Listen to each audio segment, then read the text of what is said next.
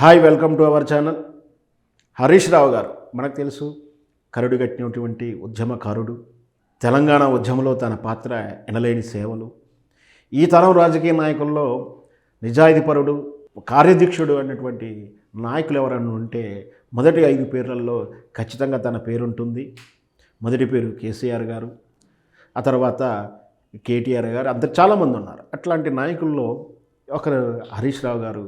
BRS party నిన్న సన్నాహక సమావేశాల్లో తను ఒక ఆసక్తికరమైన వ్యాఖ్య చేశాడు. అదేమిటంటే, తన పార్టీ కార్యకర్తలకు సంక్షేమానికి మొదటి ప్రాధాన్యత ఇస్తుందండు.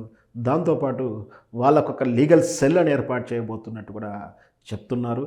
అంటే నిజంగా కూడా బీఆర్ఎస్ పార్టీ ఎందుకు ఓడిపోయింది అని చెప్తుంటే, ప్రధానంగా అందరూ చెప్తున్నటువంటిది కేవలం కేసీఆర్ అహంకారము, లేదా కేసీఆర్ అందరినీ కలవకపోవడం అనే రీజను లేదు. రెండవ రీజను, లోకల్ ఎమ్మెల్యేలు చాలా అవినీతి చేశారు, వాళ్ళు ప్రజలకు చాలా ఇబ్బందులు గురి చేశారు, భూమి కబ్జాలు చేశారు, ధరణి పేరు మీద చాలా అరాచకం చేశారని ఒక వార్త.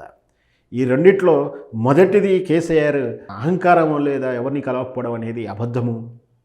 కేవలం ఆ విధంగా ప్రాపగండం చేసి, ఆ విధంగా సోషల్ మీడియాలో వివిధ రకాలమైనటువంటి పోస్టులు పెట్టి, వివిధ రకాలమైనటువంటి ప్రాపగండం చేస్తూ పోలరైజ్ చేసిన విధానం వల్లే ఓడిపోయాము.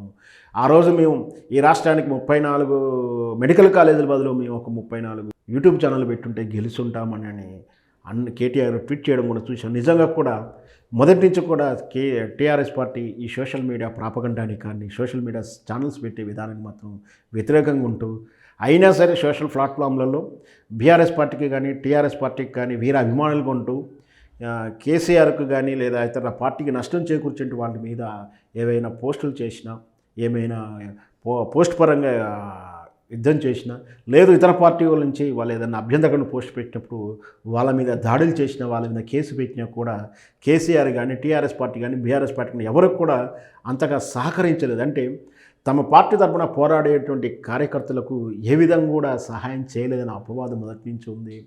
అందుకనే బీఆర్ఎస్ పార్టీ తరపున పోరాడేటువంటి పోస్టుల ద్వారా కానీ, ఎక్కడి నుంచి పోరాడే వాళ్ళు పార్టీకి దూరం అయ్యారు. దాని ద్వారానే పార్టీ వాళ్ళు అంకితభావంతో పనిచేయలేని వాళ్ళు దూరం అయ్యారు. దాంతో ఓటమికి కారణమని కూడా వీళ్ళు గ్రహించినట్టుంది. ఇప్పుడు ఆ లీగల్ సెల్ అని ఒకటి పెట్టేసి, ఎవరైతే తమ పార్టీకి అనుకూలంగా ఉంటూ, తమ పార్టీకి అభిమానంతో చాటుకుంటూ, తమ ఇప్పుడున్నటువంటి ఈ రాష్ట్ర కాంగ్రెస్ పార్టీ చేస్తున్నటువంటి అవినీతిని కానీ, ఇతర విషయాన్ని ప్రశ్నించే వాళ్ళ మీద అధికార పార్టీ పెడుతున్నటువంటి కేసులు కానీ, వీటికి కానీ న్యాయమైన సలహాలు చేయడానికి లీగల్ సెల్ ఏర్పాటు చేస్తున్నట్టు హరీష్ రావు గారు చెప్పారు. నిజంగా బీఆర్ఎస్ పార్టీ తన ఓటమి కారణాలు ఒకటైనటువంటి రెక్టిఫై చేసుకోవడం నిజంగా స్వాగతించాల్సిన అవసరం.